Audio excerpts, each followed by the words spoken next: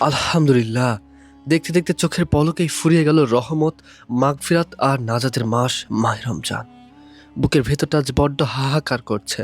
আর কদিন পরে চারপাশটা একদম শান্ত হয়ে যাবে। মাঝরাতে কেউ আর আমাদের সযত্নে জাগিয়ে তুলবে না।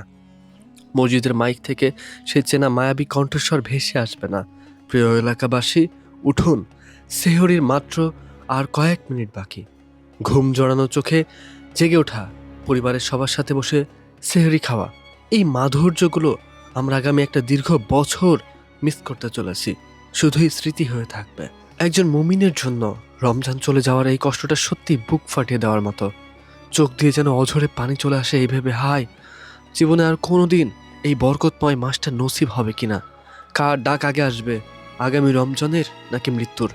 রমজান আমাদের শিখিয়েছে সংযম, শিখিয়েছে কিভাবে কষ্টের মাঝেও রবের সন্তুষ্টির জন্য টিকে থাকতে হয়। পবিত্র কোরআনে আল্লাহ তাআলা বলেছেন, হে মুমিনগণ, তোমরা ধৈর্য ও সালাতের মাধ্যমে সাহায্য প্রার্থনা করো, নিশ্চয়ই আল্লাহ ধৈর্যশীলদের সাথে আছেন। হে আল্লাহ, বিদায়ী এই বেলায় আমাদের ভাঙাচোরা ইবাদতগুলো আপনি দয়া করে কবুল করে নিন। আমাদের সব গুনাহ মাফ করে দিন, ক্ষমা করে দিন। এই বিদায়ের বেদনার মাঝেই মহান আল্লাহ আমাদের উপহার দিয়েছেন ঈদের এক পবিত্র আনন্দ। তাই অশ্রুসিক্ত চোখেই আমার ভালোবাসার মানুষদের জানাই, সবাইকেই জানাই পবিত্র ঈদের শুভেচ্ছা। ঈদ মুবারক সবাইকে। আল্লাহ হাফেজ।